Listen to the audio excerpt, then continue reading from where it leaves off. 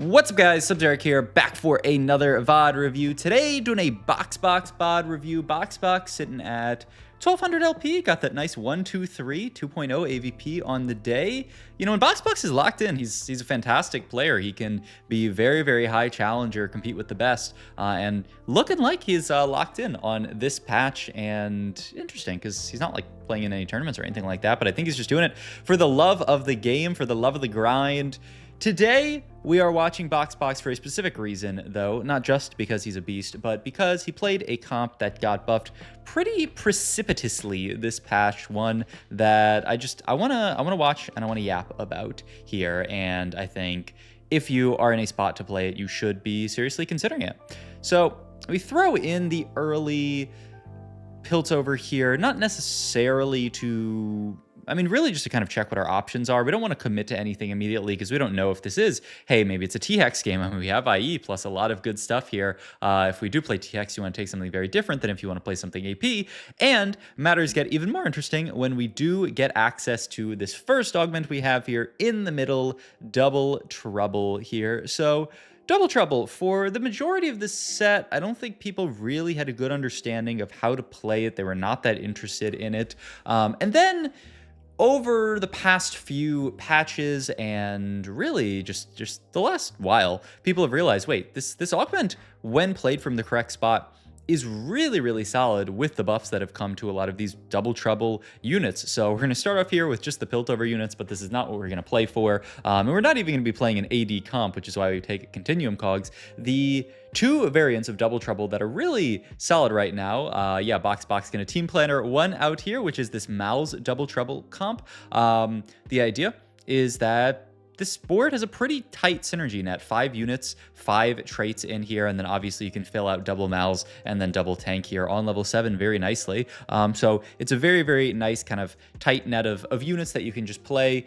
He checks his Void here, which I don't think he had checked, but he does have the sucky Void, the one that heals you up, which is so important because, I mean, that is the best one for Malzahar.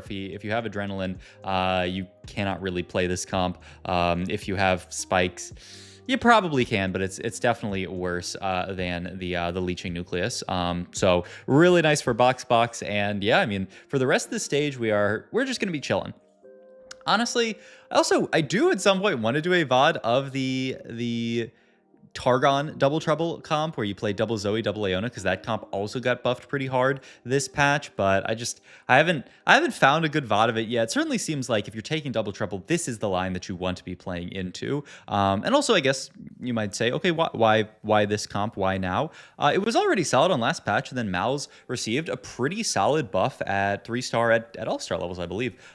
So Mal's is just a stronger unit now to play around, and this line was already solid. I think if you end up in a spot where you can play this line, I mean, here, I will do some stats malpractice here and pull up some very biased stats here. If you throw a Malzahar 3 onto your board, and then you throw a second Malzahar onto your board, you average a 3.5, which, yes, obviously you must make it there to the Malzahar, so, you know, don't say that this augment averages a 3.5, but if you make it to at least, you know, just Mal's 3, this board already averages a 3.5. If you do make it over to the Nautilus 3, I'll throw into the planner as well for fun. Yeah, I mean, you can see here. We'll put it in the thumbnail just to bait some people, but Mal's 3 and another Mal's not 3 and another not averages a 2.9. Throw Loris in there, averages also a 2.9. If you throw Loris 3 in there, can I make the stats any better?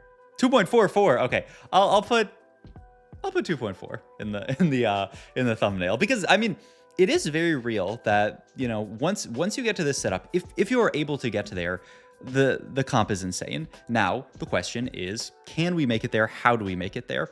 I like what Boxbox is doing here. He is just playing for full loss streak in this spot here, not worried about winning any of these fights. He is still trying to kind of like play strongest loss streak board. He hasn't slammed anything yet, which makes a lot of sense because we can't slam anything in this line, but he is trying to play for that 5 loss, even full opens here versus the Ishtal player, just to ensure that he is going to lose this last fight here. So yeah, a very, very nice loss streak from Boxbox, and is going to put us into a really good spot to go into stage 3, because stage 3 and really like end of stage 3 is when we want to spike really hard on this board. 3-2 you can start picking up some units, but really 3-5 for any kind of like 3-cost reroll, especially a 3-cost comp where you are thinking about opening, is when you are really going to be spiking and being your strongest, is like that 3-5. He's even going to bow the Caitlyn here. You don't actually really want to unlock the Orianna. I mean, it's not a huge positive or a negative if you do, but you don't really want to. We do get a JG here, which is really, really nice. So I think this is an easy slam here. I imagine it's Shojin after. This also leaves Nashers open as a very solid last option here. The JG Nashers is what you want to go for, right? This is the BIS that you want to be playing for, is like a JG Nashers. So hopefully we'll get to that. But for now, the JG plus the Shojin gives us mana items to play for. Not really gonna win us every single fight or anything like that, but it's decent enough. It does, I guess, also unlocking Ori lets you play 4 Pilt, which actually could be an okay middle game board. Now, here is the next part of this. Is okay, we've kind of made it through the early game, but we're getting low, and we do need to spike. The next piece of this is an expensive board. I've talked about 3-cost reroll before. The 3-cost reroll is one of the most expensive kind of like standard lines that you can play into, because I mean, you think about it. You build a 2-star 4-cost. You need 3 times 4. You need 12 gold. You want a 3-star 3-cost.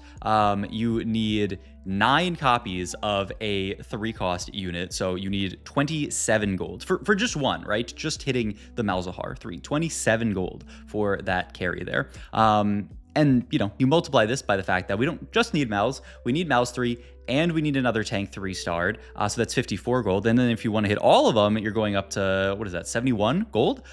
So you need a lot of gold to hit this board. You also need to make it to level 7, which is your optimal level for rolling. So all of this to say, you really want Econ in this comp, and Double Trouble is not Econ. This comp plays really nicely from Econ portals, stuff like Scuttle Puddle, because you're going to have all those extra resources to play with. But all that to say is second augment very often in this comp should be Econ, because you need this gold to reach that 71 gold number to hit everything 3-starred.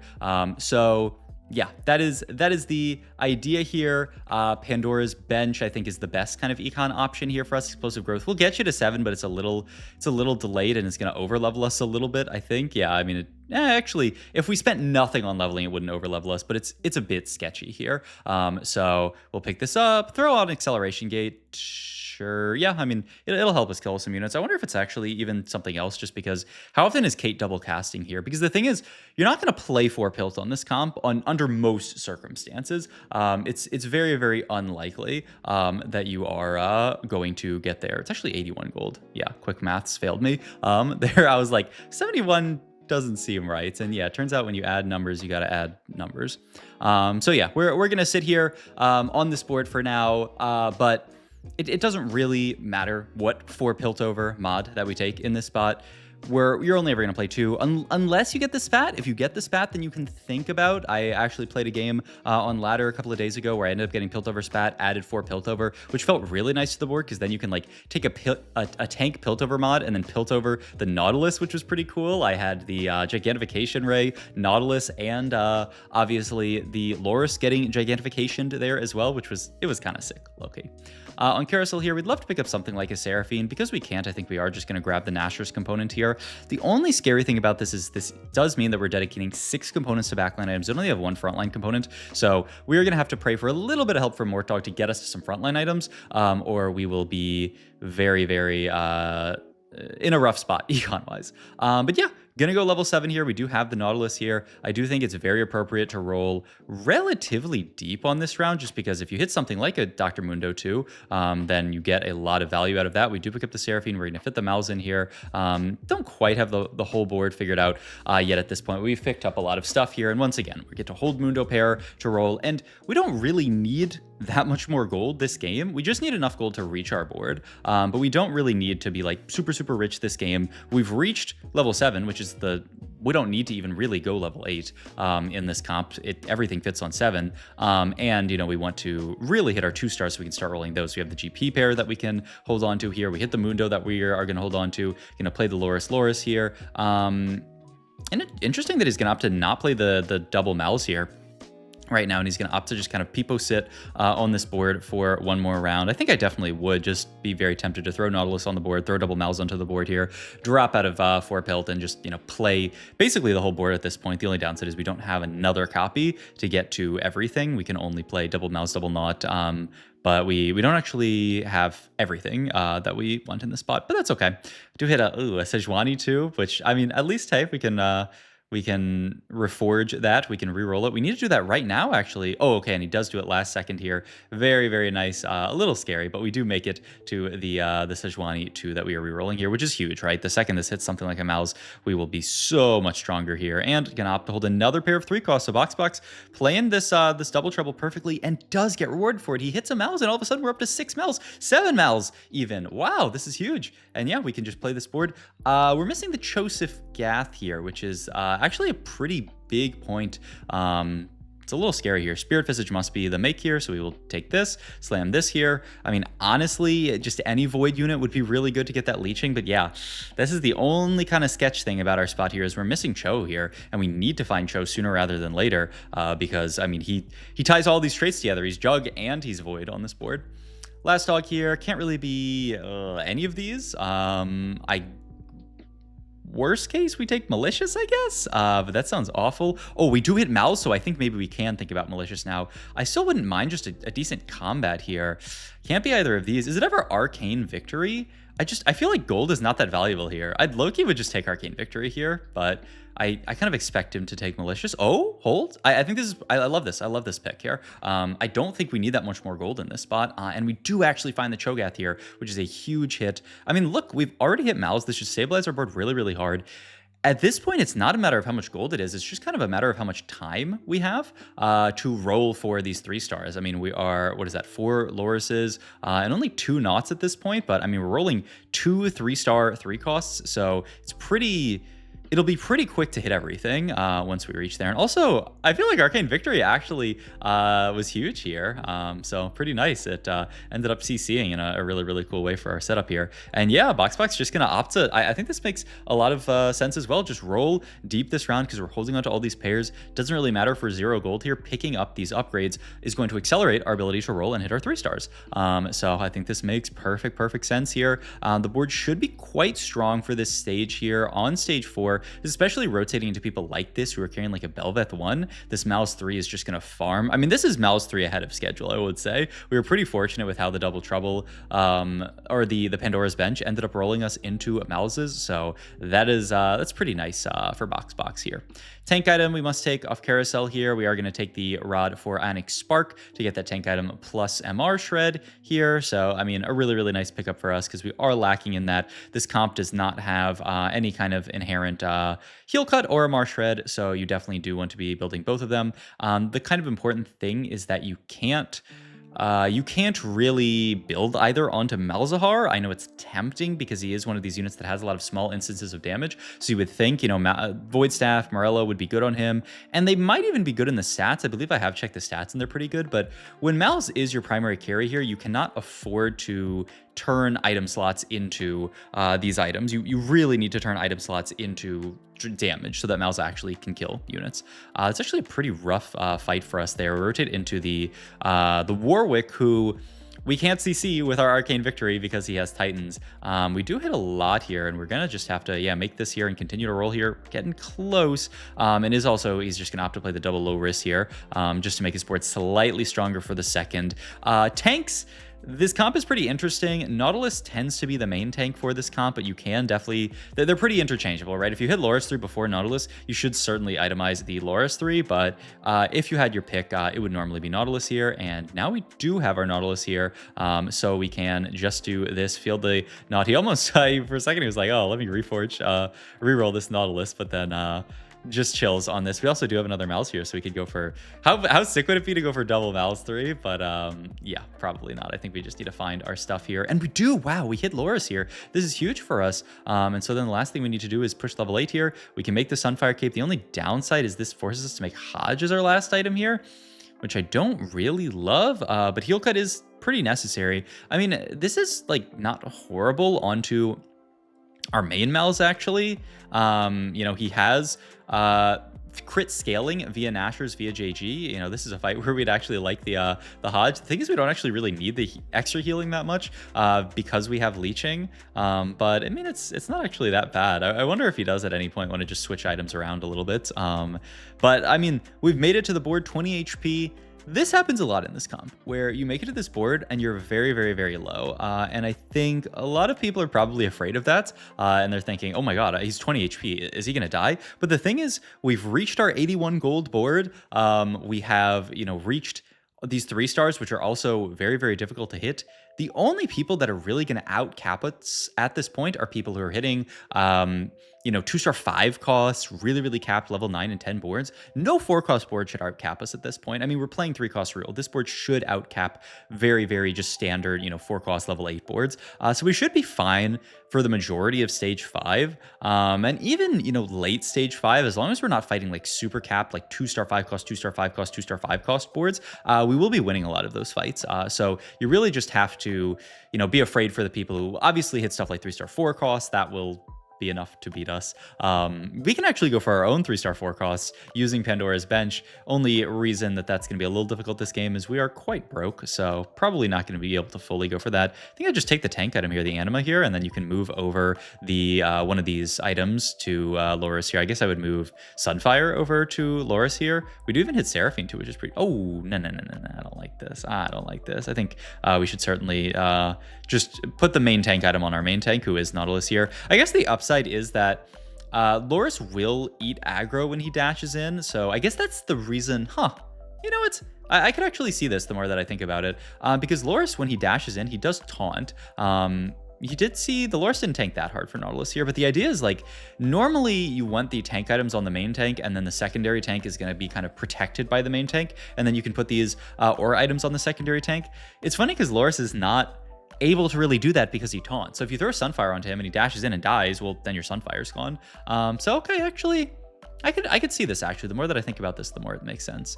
Also, itemization wise, I really do like these anima visages just because if you think about this line and what Double Trouble does, it gives you a bunch of armor MR to work with, and so HP scales really, really nicely with that. So, you know, you don't really want to be going like gargoyles on these type of units. It's not horrible just because, you know, you are healing up these units with your leeching, which is really nice. So you know, you can make it if you have to, but you do really prefer these type of HP items in this setup just because you're already getting a bunch of armor MR from your augment here. So yeah, we can see a Boxbox just clearing the lobby. 20 HP, 6 win streak here. Just gonna sell some stuff, hold everything here, roll into some Rift Heralds, which is kind of hilarious that we even unlocked that. Gonna grab the Warmog's armor here, which now he's going to swap some stuff over. So yeah, okay, so he's just going to swap the Spark over and kind of split the difference here. One util item, one util item. I don't mind it just because they'll both kind of tank for each other a little bit because Nautilus is going to take aggro at the start and then Loris is going to taunt in and take some aggro afterwards. So you'd rather spread the difference here. You'd rather them tank for each other and then have them kind of like both go down at the same time while still having procced both of these effects, the Sunfire and the Spark. But yeah, you can see top 4 locked in, probably something like top 3 here. Yeah, with King Shane going down. Shout out to King Shane, by the way, in this lobby, was in the Project Mentor finals that I casted with Kai over the weekend. He made top 4. I think he made like top 3 because my mentee ended up going 4th. Shout out to Thist, who did me proud. He made it into check, made top 4, got very, very close to actually winning the tourney, but lost to 3-star 4 costs at Mort Dog. What's the problem, man? If these dang 3-star 4 costs weren't in the game, then my mentee would have won the entire tournament. But hey, we take those. It's fair. Fair is fair. Fair is fair. But it was an absolute blast casting that with Kai over the weekend. And yeah, just really, really fun. Oh my God, I wanted to make a note of this, and then I just reminded myself of it because it's something that I want to talk about and that I want to bring up. So I am hosting as this game just ends, as Boxbox looks like he might, well, actually, we might have finally found our match here. Yeah, we found a very, very strong Shadow Elves board. This match is actually really, really close. Okay, let me let's watch this last fight, and then I will make my kind of announcement here, because this is actually it looked like Boxbox was just kind of clear in the lobby, and then this last fight is actually really close here. Gets to take last tank item here for the low risk here. Nothing really else to hit here. I mean, we can roll down for like Braum 2, but I mean, yeah, the Seraphine 2 is, or the Seraphine Paraffin is definitely going to be better onto our board here. He's just going to try to centralize the damage over there. Going to make sure we have a lot of tanks in front of the Thresh here. Is also going to try to make this kind of lineup happen such that the Fiddlesticks won't ever blink onto the left side here. Yeah, the positioning looks pretty solid, actually. We'll see that Renekton on backline is pretty bad. The Loris is doing great work. Is Boxbox a GOAT? I mean, this fight is so close. Oh my god, the Hodge. Oh my god. Wait, Boxbox might be a beast, actually. He actually... this was kind of positioning. This was kind of everything, Diff. Okay, absolute beast. Okay, let me make my announcement, which I should have made at the start of the video, but I'm an idiot, and I'll just tell you guys here. I am hosting a tournament for people who are in my Tacticians Academy group. This is my, if you guys haven't heard of it before, I've talked about it a few weeks back, but it's a weekly coaching group where I hop into call. We all talk about the meta. We do VOD review. I sometimes do kind of like fundamentals overviews and that kind of stuff. I am hosting a tournament for the people in that group. Now, I'm not saying this to like promote it. Signups for the tourney do close tomorrow, but I really... This is kind of like a one-time thing for people in the group, so I don't want you to go sign up for this group if you're just signing up for the tourney. I don't want to do that at all, because I don't want you to get the expectation that it's going to be in the future. We're gonna have a tourney for this group every set or every few months or whatever. The reason I'm saying this, one is, if you are legitimately interested in the group and the tourney is just a bonus for you, which that's what it's for, then I do think you should sign up for it, and then get to play in the tourney and get to be in the group. It's really cool. So link in the description down below for that. The second thing is, I will very likely need subs if I don't have exactly a multiple of 8 to check in. So day one of the tourney is Saturday at 2 p.m. If you are interested, really... What's the best way to do this? I mean, you could just hang out in my Discord around then, and I will just ping people looking for subs. Maybe I will. I'll probably make like a little post in my Discord and just say, anybody who's interested in subbing for the tournament, go like react on this message or just like put your name somewhere. But that is the other thing. It is going to be kind of like a first come. Like if you're there Saturday at 2 p.m. And enough people don't check in, then I will just pull people. Just find the people that I can who will want to play in the tournament, so you'll get to play, which will be cool. So yeah, that's the main reason I'm saying this, is just so that we can have a few subs ready. I don't expect, like, hopefully we'll have close to a multiple of 8, so I don't have to like sub in a bunch of people. But also it's like, if 17 people check in, I'm not going to just like boot out one person who is in my my mentor, my like weekly coaching program. They won't get to play, so I'll have to sub in 7 people in that case. So yeah, one, if you're interested, go sign up for the weekly coaching, the Tactician Academy. If, like I said, don't sign up just for the tournament, but if you like it and you want to play in the tournament, then do that. And then 2, yeah, I'll have a message in my Discord, or maybe I'll even just like make a channel. I'll have a message in my Discord. React to that if you're interested in subbing, and then it's going to be kind of like a first come, first serve for people who want to sub on the day of. So yes, thank you guys for watching. Thanks everybody. If you are somebody who is in my Tactician Academy and you're meeting every week and getting better at TFT and taking part of this really cool community, absolutely shout out to you. That's what the tournament is for. At the end of the day, is a shout out to all the people in that community, because it's been an absolute blast. So yeah, excited for that, and excited to see everybody who's watching this video in my next video. Thank you guys for watching as always, and I will see you in that next one. Like, comment, and subscribe. Remember to do that, and all the other stuff down below. All right, bye-bye.